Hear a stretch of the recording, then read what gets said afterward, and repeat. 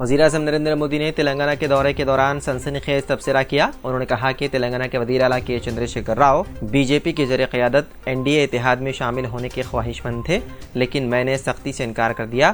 مودی نے تلنگانہ کے نظام آباد میں یہ سنسنی خیز تبصرہ کیا۔ مودی نے ڈرامائی انداز میں کہا کہ میں نے KCR کو NDA میں شامل کرنے سے انکار کر دیا۔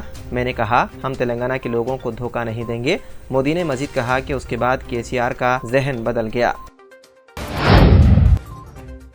دہلی NCR میں زلزلے کے شدید جھٹکے کیے گئے محسوس۔ میڈیا رپورٹ کے مطابق زلزلے کے جھٹکوں کے باعث زمین کافی دیر تک لرزتی رہی، جس کے بعد لوگ گھروں اور دفاتر سے باہر نکل کر کھلی جگہ پر آ گئے۔ قومی مرکز برائے ارادیات کے مطابق زلزلے کی شدت 6.2 تھی اور اس کا مرکز نیپال میں تھا۔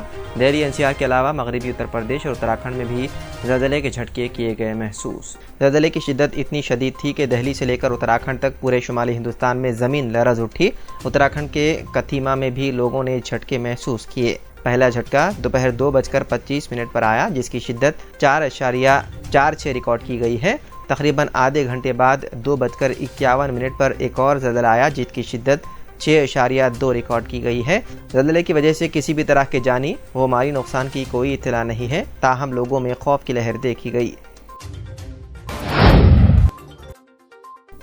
دہلی پولیس نے منگل کے روز میڈیا تنظیم نیوز کلک سے وابستہ متعدد سینئر صحافیوں کے گھروں پر چھاپہ مارا اور ان کے موبائل فون اور لیپ ٹاپ ضبط کر کے اپنے ساتھ لے گئے۔ پولیس نے ابھی تک اس حوالے سے کوئی معلومات شیئر نہیں کی، لیکن خود متعدد سینئر صحافی نے چھاپے سے متعلق معلومات سوشل میڈیا کے ذریعے دی۔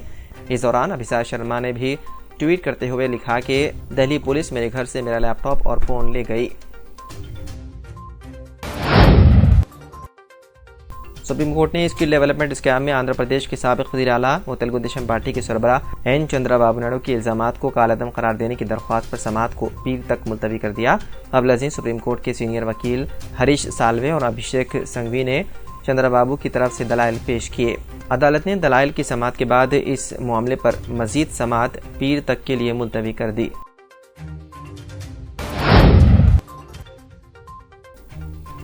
ریاست مہاراشٹر ناندیڑ کے سرکاری اسپتال میں اموات کا سلسلہ جاری ہے، جہاں ایک دن میں 24 افراد کی موت ہوئی تھی، وہیں ابھی تک یہ تعداد بڑھ کر 48 گھنٹوں میں 31 تک پہنچ گئی ہے۔ پیر کی رات 7 مریضوں کی موت ہو گئی، جن میں 4 بچے بھی شامل ہیں۔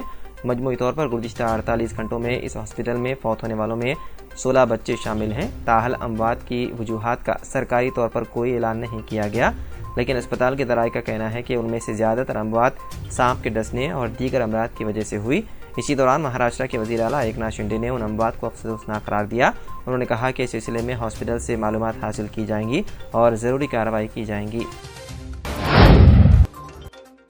امریکی صدر جو بائیڈن نے سابق صدر اور سیاسی حریف کو شدید تنقید کا نشانہ بناتے ہوئے کہا کہ ڈونلڈ ٹرمپ ملک، جمہوریت اور سیاست کو تباہ کرنے کے در پہ ہیں۔ رپورٹ کے مطابق امریکی صدر جو بائیڈن نے کہا کہ سابق صدر ٹرمپ اس بار الیکشن میں اپنی فتح کے لیے ہر جائز و ناجائز حربہ استعمال کر رہے ہیں، چاہے اس سے ملک اور جمہوریت کو کتنا ہی نقصان کیوں نہ پہنچے۔ بائیڈن نے ٹرمپ کی جماعت کے ارکان اسمبلی کو انتہا پسند قرار دیتے ہوئے کہا کہ ریپبلکن جماعت ملک کی سالمیت اور جمہوریت کے لیے خطرہ بنتی جا رہی ہے۔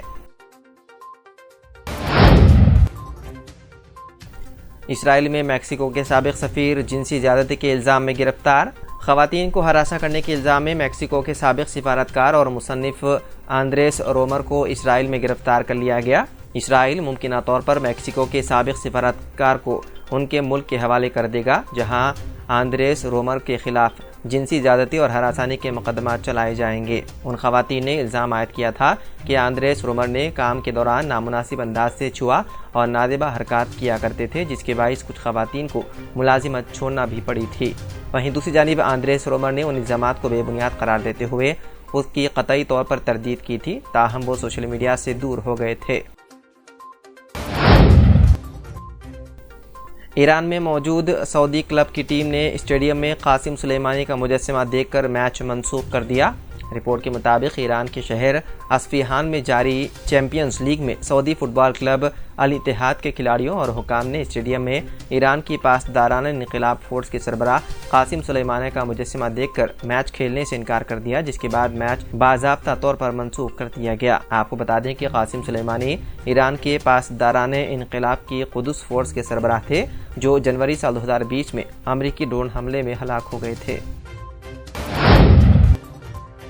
حیدرآباد سے تعلق رکھنے والے ایک نوجوان کی امریکہ کے سوئمنگ پول میں غرق ہونے سے ہو گئی موت۔ ذرائع کے مطابق اٹلانٹا میں ڈیلیوری بوائے کے طور پر کام کرنے والے محمد مصطفیٰ، جن کی عمر 31 سال بتائی گئی ہے، پارسل ڈیلیوری کرنے کے بعد سوئمنگ پول میں گر پڑے اور غرق ہو گئے۔ پسماندگان میں اہلیہ اور 2 بیٹے شامل ہیں۔